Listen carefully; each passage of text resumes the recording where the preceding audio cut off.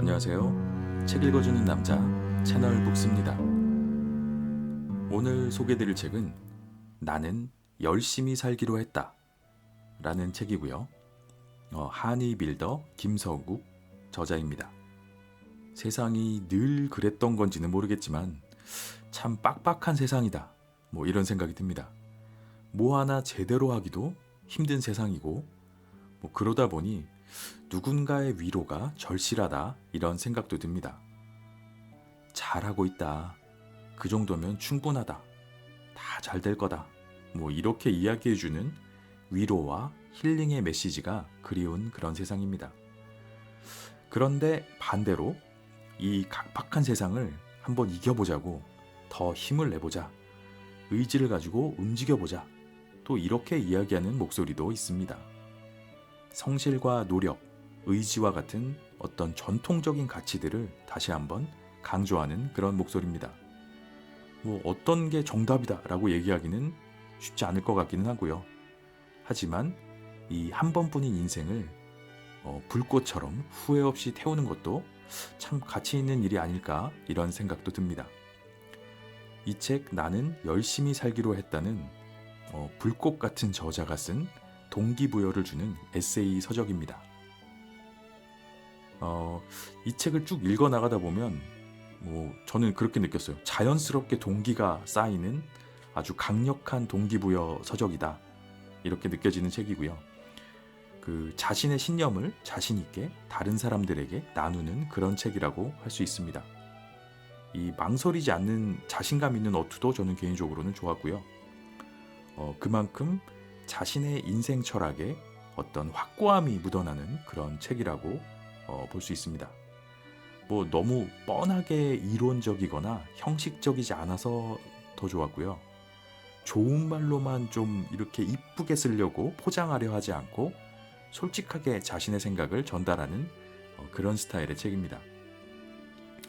전체적으로 정의를 하자면 열심히 살자고 기합을 넣는 책이다, 이렇게 정의를 할 수 있을 것 같고요. 저자의 표현을 빌자면 열심히 산다는 것은 다른 말로 하면 불편하게 산다는 것과 같다, 이렇게 이야기하고 있습니다. 노력한다는 것은 그만큼의 불편함을 감수할 줄 알아야 한다고 이야기를 하는 건데, 그 노력이 불편하고 힘들수록 자신의 능력보다 더 큰 일을 하고 있는 것이다, 그것이야말로 성장을 하고 있다는 증거다, 이런 논조입니다. 그러니까 이런 그 논조라면은 불편을 감수하는 일이 어떻게 보면 역설적으로 행복한 일이 된다, 이런 이야기입니다. 아주 짧게 그렇게 이 부분을 그 저자가 표현한 문구를 읽어드리면 좀 노골적이지만 이렇게 썼습니다. 헬스장에서 가장 열심히 노력하는 사람은 핑크 덤벨 들고 휴대폰 보며 깔짝거리는 사람이 아닙니다. 무서운 눈을 뜨고 거친 숨을 내쉬며 핏대 세우고 자신의 체중의 몇 배나 되는 중량을 들어 올리는 사람들이죠. 이렇게 표현을 하고 있습니다.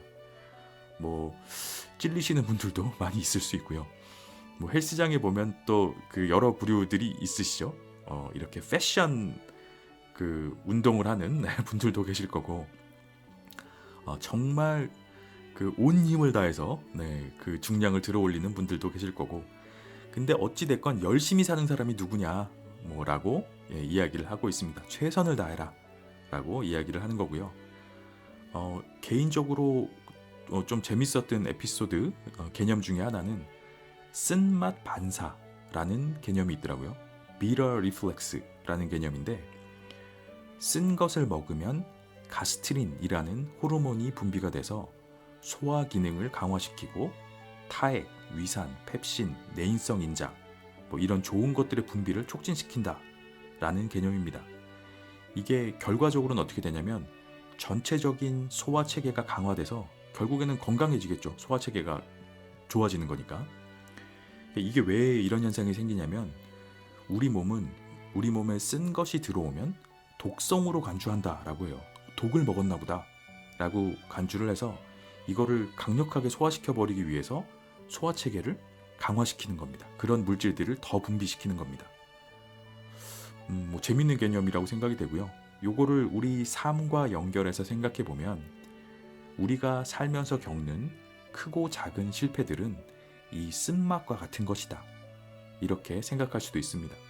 결국 고난은 우리를 더 강하게 만든다. 네, 이렇게 정의할 수 있겠죠.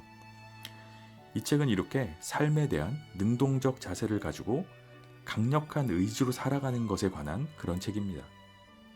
의지와 믿음으로 실천을 하면 신념이 강화되고 이 과정이 반복되면 그것이 그 사람의 인생 자체가 된다. 네, 이런 이야기고요. 한마디로 말하면 믿는 대로 인생이 흘러간다. 생각하는 대로 흘러간다. 이런 이야기인데 여기서 생각만큼 그거보다 어쩌면 더 중요한 것은 믿는 대로 일단 행동을 해야 한다라는 점입니다. 그 한 발짝 한 발짝이 모여서 그 사람이 믿는 대로의 어떤 삶의 방향성이 된다. 이런 이야기입니다. 이 부분에 대해서도 본문에서 조금 발췌를 해서 짧게 읽어드리면 그렇다면 하면 된다는 믿음은 어떻게 강화할 수 있을까요? 간단합니다. 해서 돼야 합니다. 사소한 일을 하고 그 일을 되게 하는 것을 반복해야죠. 수학 문제 풀고 맞추고를 반복하는 거죠. 덤벨 바벨을 들고 내리기를 반복해야 하는 거죠. 해서 되다 보면 하면 된다는 믿음이 강화됩니다. 강화되다 보면 신념이 됩니다. 이렇게 표현을 하고 있습니다. 이를테면 행복은 어떤 상태가 아니라 정지된 상태가 아니라 움직이고 있는 방향성이다. 네, 이렇게 표현을 할 수 있을 것 같고요. 그러면 중요한 거는 지금 내가 어떤 상태인지 어떤 상황인지 이런 게 아니라 어느 방향으로 가고 있느냐 이것이 중요한 것이 됩니다. 지금은 비록 상황이 좋지 않더라도 플러스의 방향으로 가고 있는 것이라면 더 나아질 미래가 있기 때문에 행복할 수 있겠죠. 지금 자신의 상태 때문에 좌절할 필요가 없다. 이런 이야기고요. 행복한 방향으로 나아가기 위해서 움직이면 그만인 겁니다. 이런 메시지를 주고 있습니다. 그냥 이 책을 쭉 읽다 보면 이런저런 재미있는 이야기들이 많아서 좋다라는 생각이 들었고요. 공감이 가는 이야기도 아주 많고 재미있는 이야기도 많고 또 상식이 늘어나는 그런 이야기들도 많아서 좋았습니다.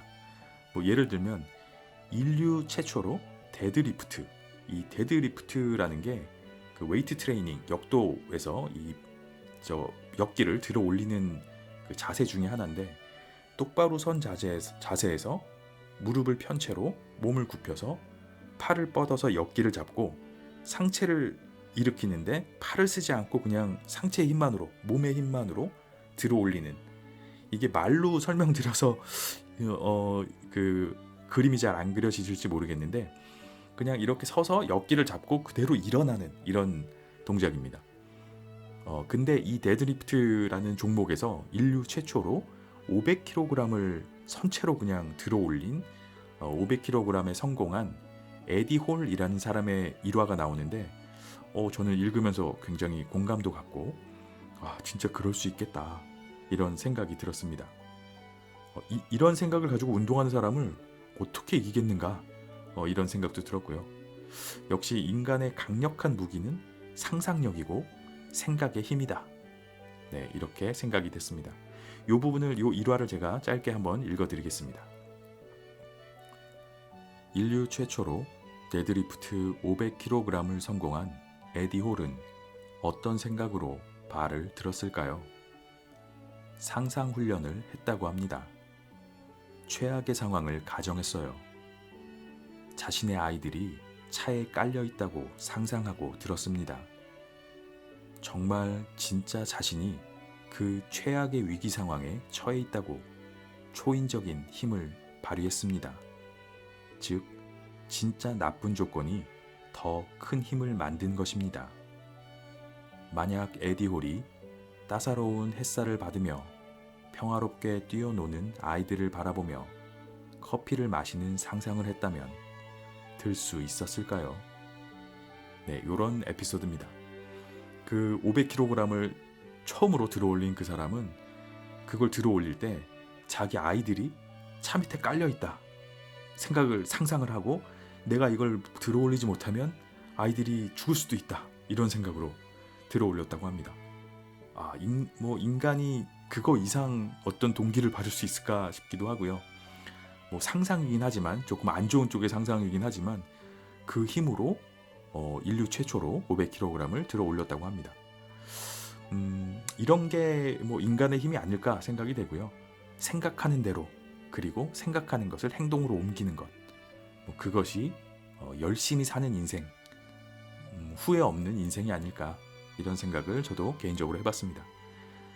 책을 읽다가 보니까 이 저자는 이렇게 말로만 이론적으로만 열심히 살기로 했다 하는 것이 아니라 실제로도 참 열심히 사는 사람이구나 이런 생각이 들었습니다.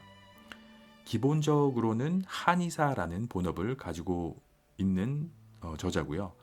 그리고 보디빌더로도 활약을 하고 있습니다. 대회도 참가하고 그러더라고요. 그래서 한의사 더하기 보디빌더 그래서 한의빌더라는 활동명으로 유튜브 채널도 운영도 하고 있고 거기서 멈추지 않고 이 한의사로서의 어떤 지식과 이렇게 운동을 하면서 쌓은 경험을 합쳐가지고 이런 헬스용 에너지 드링크 이런 것도 개발해서 또 사업도 하고 있고 보면 참 부지런하다 이런 생각이 듭니다. 정말 열심히 사는구나 본인 말대로 자신의 신념을 자신의 삶에서 실제로 실천하고 있는 사람이구나 이런 생각이 들었습니다. 읽어보시면 어떤 삶에 대한 이런 동기부여 같은 게 많이 되실 거라고 생각이 되고요. 주변에 그런 것 같아요. 주변에 옆에 있는 사람들이 막 열심히 사는 걸 보면 그런 생각이 들죠. 나도 뭔가 좀 해야겠다, 움직여야겠다. 네, 그런 종류의 책이라고 생각이 됩니다. 그 블로그 하단에도 그렇고 지금 요 밑에 이 영상이나 팟캐스트의 설명 부분에도 제가 혹시 관심 있으신 분들을 위해서 이 한의빌더 링크도 걸어 놓도록 하겠습니다. 들어가서 보셔도 재밌을 것 같고요. 어떤 삶의 동기부여 요즘에 내가 조금 좀 나태해졌나? 조금 의욕이 없다 이런 분들이 읽어보시면 참 좋을 책이다 라고 생각이 돼서 추천드립니다. 나는 열심히 살기로 했다. 한의빌더 김석욱. 서로는 짧게. 저는 성격이 좀 급한 면모가 있습니다. 모든 부분에서 그렇지는 않지만 해보지 않았던 일을 새로 시작할 때 두드러집니다. 새로운 일을 시작할 때 모르는 것이 너무 많기 때문에 저는 꼭 실천을 먼저 하려고 합니다. 마치 갓 걸음마를 하기 시작한 아기와 같습니다. 이 아기가 걷는 방법에 대해 공부하고 걷지는 않잖아요. 이래저래 하다가 넘어져도 보고 주변 붙잡을 것들을 붙잡아도 보고 하다가 걷게 되잖아요. 어른이 되어서는 무슨 일이든 먼저 글로 배우고 실천하려고 하게 되죠. 이 부분이 너무 지나치다고 생각을 합니다. 아예 공부를 할 필요가 없다는 이야기는 아닙니다. 다만 공부에 치중하는 경향이 있기 때문에 갓난아기처럼 아무것도 배우지 않고도 걸음마에 맞닥뜨리는 자세가 조금 더 필요하다는 이야기입니다.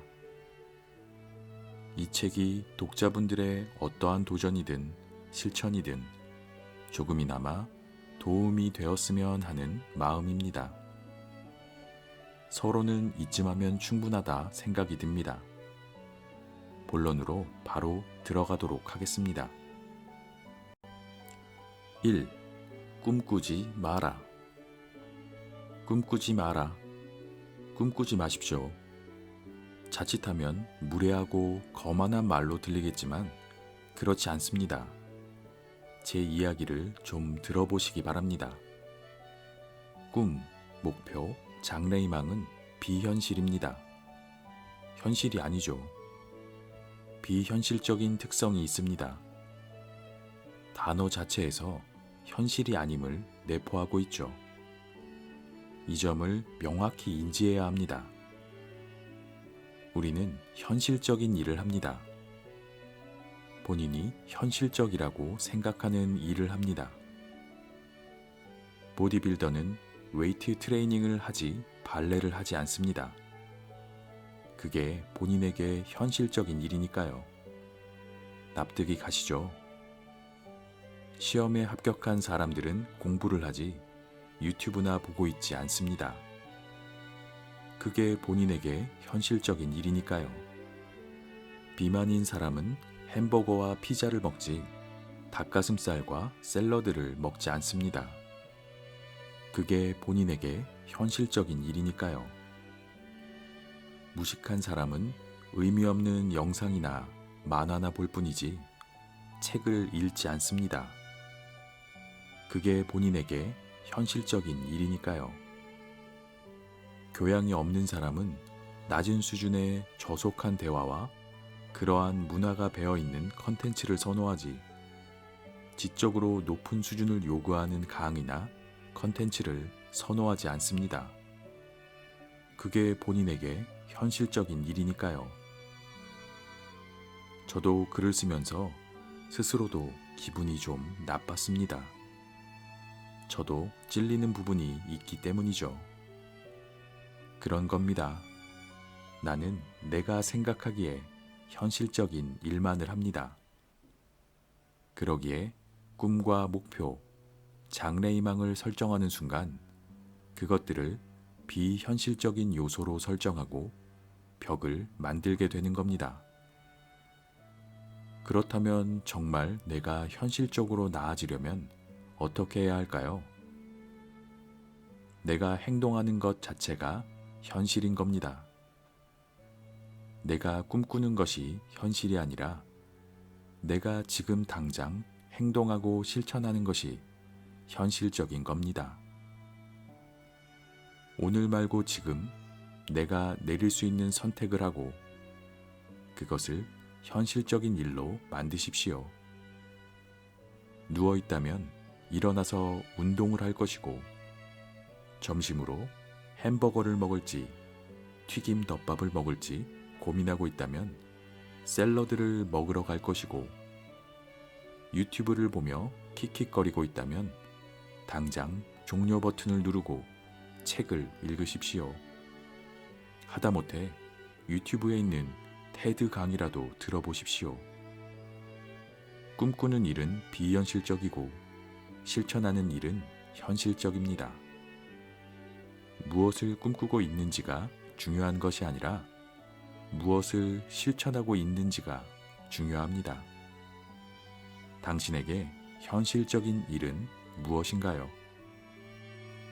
2. 타인의 실패에서 기쁨을 느낀다면. 저는 텔레비전을 잘 보지 않습니다만 요즘 인기 있는 프로그램들을 접하다 보면 타인의 불행이 깔려 있다는 생각이 들더라고요. 물론 다 그런 건 아니지만요. 이혼한 남녀가 출연한다거나 문제가 있는 아이와 그 부모가 출연한다거나 실패하고 있는 자영업자가 출연한다거나 말이죠. 이렇게 불행한 타인을 보면 은근한 쾌감이 느껴집니다. 이것을 인정한다는 것 자체가 꺼려지기는 하지만 사실은 사실이죠. 독일어에 샤덴플로이데라는 단어가 있습니다. 타인의 실패나 불행, 고통에서 느끼는 기쁨을 가리킵니다.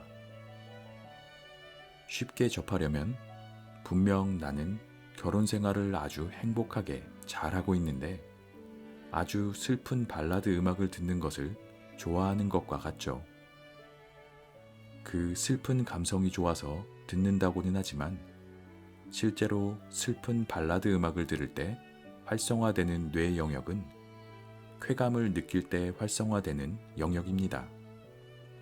무튼 이렇게 우리는 인정하기 싫든 인정하든 타인의 불행이나 고통에서 일부 기쁨을 느낄 수 있습니다. 그런데 이 쾌감, 기쁨은 아무런 쓸모가 없죠. 쾌감과 기쁨은 정말 조심해서 다뤄야 하는 것이 중독이 될 수 있고 여기서 보람을 느낄 수도 있습니다. 가치 있다고 여길 수 있다는 뜻이죠. 왜 타인의 실패에서 우리는 기쁨을 느낄까요? 진화 심리학적으로 보겠습니다. 아주 과거 원시 시대로 돌아가 봅시다. 생산량, 식량 파이 자체가 작습니다. 일부는 굶어 죽기도 하죠. 이때 경쟁자가 다치거나 아프다면 내가 생존할 확률이 높아지겠죠. 이 기전입니다. 우리는 생존 확률을 높이는 행위나 상황에서 쾌감을 느끼도록 진화했습니다. 그러니 맛있는 음식을 먹을 때 기분이 좋고 상한 음식을 먹을 때 기분이 나쁘죠. 당연한 겁니다. 타인의 실패에 은근한 기쁨을 느끼는 것도 그 이유가 과거 아주 오랜 기간 이것이 우리의 생존 확률을 높였기 때문인 거죠. 당시로서는 의미 있는 기쁨이었죠. 반면 현대 사회인이 해야 하는 공부나 업무는 쾌감이 느껴지지 않죠. 이러한 일들은 원래 생존 확률을 높인다고 인식되지 않거든요. 아주 먼 과거로부터 진화해온 우리 인류가 공부하거나 현대의 일반적 업무를 본다고 해서 생존 확률이 높아지진 않았을 거거든요. 그러니 당연히 공부랑 일은 재미가 없는 게 맞죠. 생존과 전혀 연관이 없는 일로 여겨지는 것이 당연하고요. 반면 먹방이나 성욕 관련 영상이나 등등은 아주 원초적인 감각과 연관이 되어 있어서 직접적으로 와닿죠. 아무튼 현대사회는 더 이상 그렇지 않아요. 타인의 실패가 더 이상 자기 자신의 생존 확률을 높이지 않아요. 타인의 실패는 딱히 좋은 일이 아닙니다. 앞서 공부와 업무의 예시처럼 쾌감과 의미 있는 일 및 생존 확률과의 연관성이 끊어진 경우가 많습니다.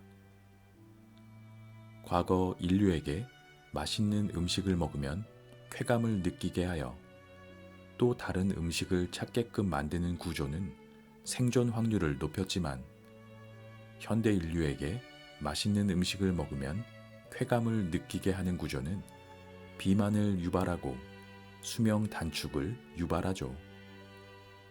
또 현대사회는 타인을 돕는 능력이 뛰어나면 뛰어날수록 오히려 더 잘 살 확률이 높습니다. 타인을 아주 잘 치료하는 의사는 일반적으로 더 잘 살고요. 타인의 입맛에 아주 잘 맞는 요리를 하는 요리사는 일반적으로 잘 삽니다. 타인이 필요하고 좋아하는 물건을 잘 만드는 사업가는 일반적으로 잘 삽니다.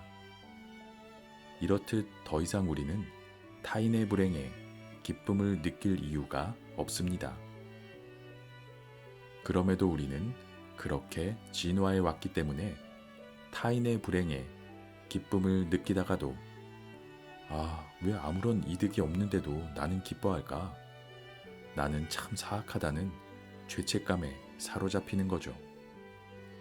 사악한 것이 아니라 과거 아주 오랜 기간 정말 그랬으니까 그렇게 느낄 수 있습니다.